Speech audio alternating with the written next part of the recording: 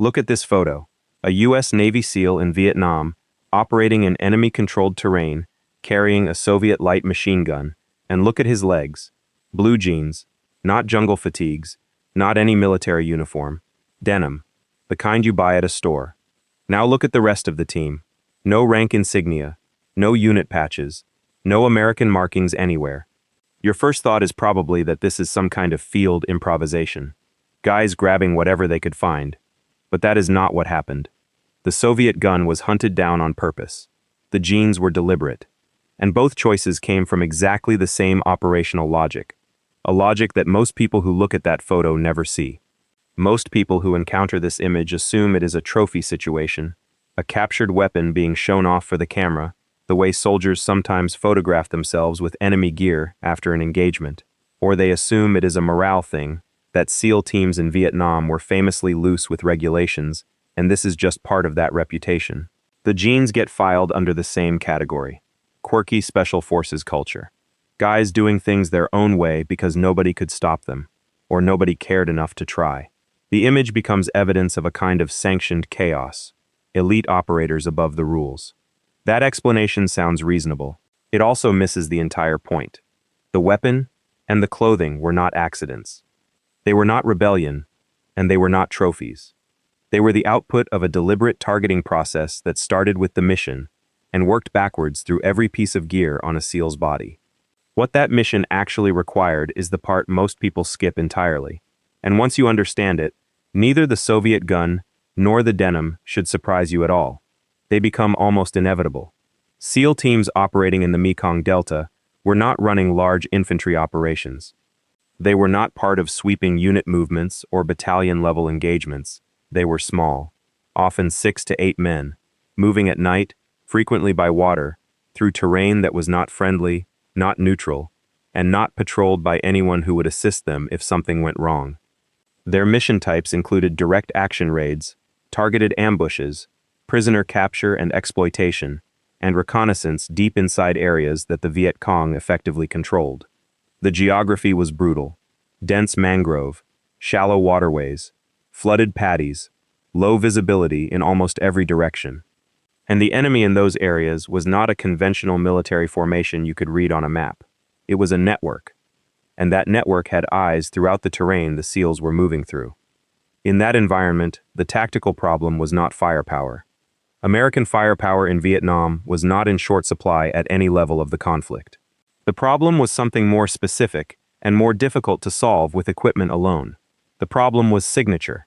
Signature is everything your enemy can use to detect you, identify you, or prepare a response to you before you have completed your mission. It includes sound. It includes visual profile. It includes the way a unit moves, the equipment they carry, and whether any of those things allow an observer, even a distant or briefly glimpsed observer, to understand what they are looking at before your team reaches its objective. In conventional warfare, signature matters less, because mass and firepower and air support can absorb the consequences of being detected. SEAL teams in the Delta had none of that. No air cover on call, no adjacent unit within useful range, no ability to absorb a large enemy reaction in terrain designed to funnel small units into killing grounds. They were deep, they were few, and if the enemy resolved what they were seeing into an identifiable American military patrol before the team reached its objective or initiated contact, the operation failed. Not inconveniently, terminally. Signature management was not a preference or a tactical nicety. It was the operational foundation that every other decision was built on top of. That is the context the RPD-44 was selected inside. The standard automatic weapon available to American infantry in Vietnam was the M60, a 7.62 x 51 mm NATO belt-fed general-purpose machine gun. The M60 is a capable weapon. It works. It is fed and maintained and repaired through a logistics infrastructure that stretches back to the continental United States. Every American armorer knows it. Every American supply sergeant can source ammunition for it. It is, in every conventional sense, the correct answer to the question of what machine gun an American soldier should carry. But when a SEAL team initiated an ambush in the Mekong Delta with an M60, any enemy within earshot heard a specific sound, an American sound, a NATO-caliber belt-fed weapon firing at a rate and tone that was immediately distinguishable from the Soviet-pattern weapons that were everywhere in that operational environment.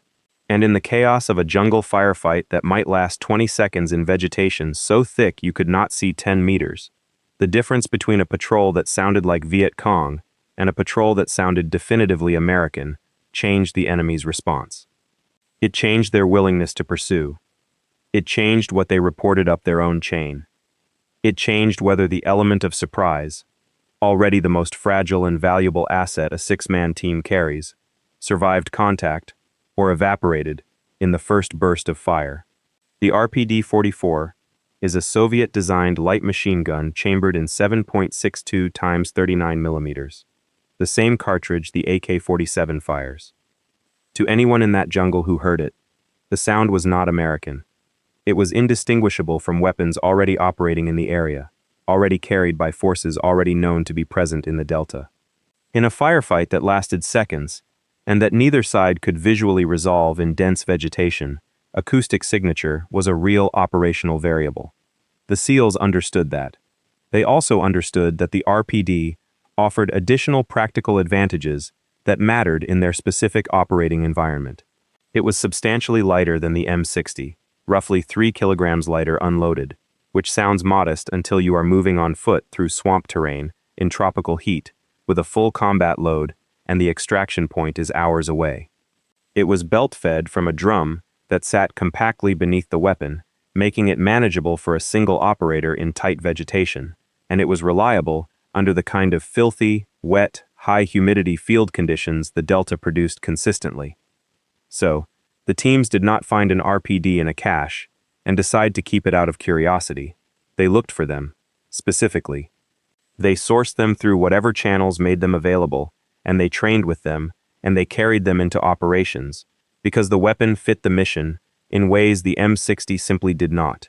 But that choice came with a problem that had nothing to do with the weapon itself. The RPD fires Soviet ammunition. Soviet ammunition was not part of any U.S. military supply chain, not even close.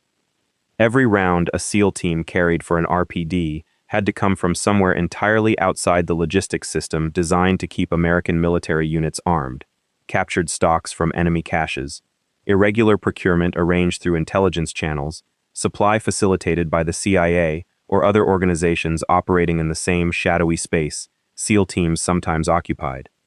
There were no American armorers formally trained on the RPD. There were no parts available through standard requisition. If the weapon developed a problem between missions, solving it required either finding someone with the knowledge and access to fix it, or accepting that the weapon was temporarily unavailable. That is not a small operational burden. In a conventional unit, it would be disqualifying. Equipment that cannot be sustained through standard logistics is equipment that eventually fails the people depending on it. SEAL teams accepted that burden anyway, and they accepted it deliberately, because the calculus pointed clearly in one direction. The acoustic and signature advantages of carrying the RPD on specific mission profiles outweighed the logistical inconvenience of sourcing and sustaining Soviet ammunition outside normal channels. They chose the harder supply problem over the worse tactical problem. That is not improvisation. That is a considered trade-off made by professionals who understood both sides of it. The genes require the same frame.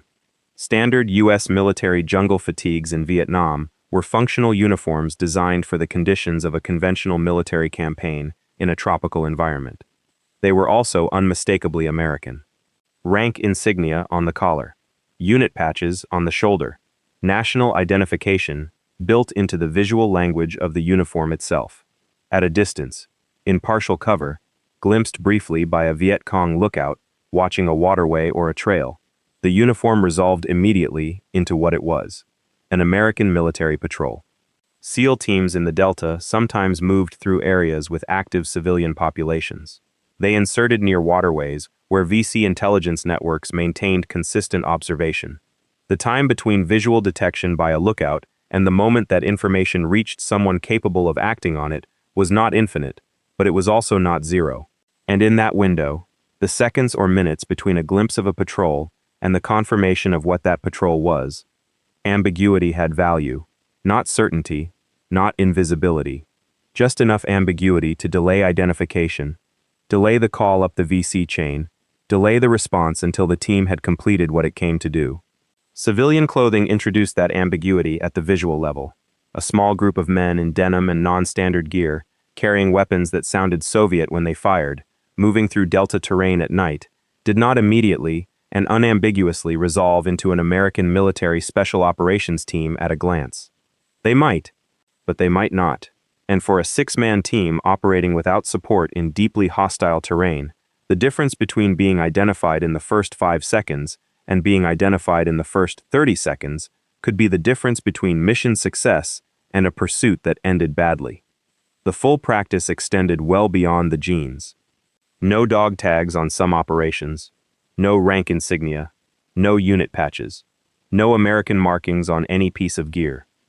What the broader special operations community referred to as sterile operations, the deliberate removal of any identification marker that would confirm the nationality, unit, or military status of the personnel involved. This was not a casual or informal practice. It was a coherent operational framework applied to every visible element of what the team presented to the world. The clothing, the weapon, the absence of markings, all of it pointed in the same direction and served the same function. Create uncertainty. Extend the window before positive identification. Complete the mission inside that window. What makes this worth understanding is not the specific gear. The RPD-44 is a historical artifact. The genes are a detail from a war that ended 50 years ago. What matters is the logic that produced both of them, because that logic did not disappear when the Vietnam War ended. The principle that a small team operating in denied or hostile territory must manage every dimension of its signature, acoustic, visual, electronic, behavioral, became foundational to how American Special Operations Forces think about equipping and conducting themselves across every environment they have operated in since. The specific tools change, the underlying demand does not. You are what your equipment says you are. If your equipment says the wrong thing at the wrong moment, the mission ends before it should. The RPD was eventually replaced. Better options emerged, lighter, in some cases suppressed, chambered in Soviet calibers, but more maintainable in the field. The genes gave way to other non-standard clothing options as sterile operation doctrine matured and was incorporated into formal training and planning rather than being worked out informally at the unit level.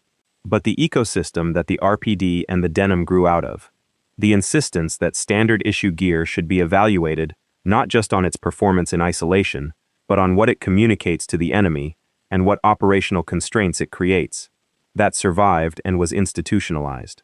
Look at the photo again. The Soviet machine gun. The blue jeans. The absence of any marking that would tell you who these men are or where they are from. It still looks strange. It is supposed to look strange. The strangeness is the point. Every odd detail in that image is a deliberate answer to a specific question asked before the mission launched. What does this sound like when it fires? What does this look like to someone who sees it for 3 seconds in bad light? What does this tell an enemy about who they are dealing with and how much time they have to respond? The answers to those questions, worked backwards through every piece of gear on every operator, produced exactly what you see in that photograph. Not chaos, not rebellion. A considered, documented, deliberately assembled operational kit that looked nothing like an American military unit, because, for the duration of that mission, looking like an American military unit was the most dangerous thing these men could do. If you have made it this far, you already think differently about what you see in military footage and photographs. That is what this channel is for. Finding the detail that looks random, pulling it apart, and showing you the system underneath it. If that is the kind of thing you want more of, subscribe. There is another video on the screen right now that follows exactly the same logic into a completely different piece of military history. The detail will look strange at first. It always does.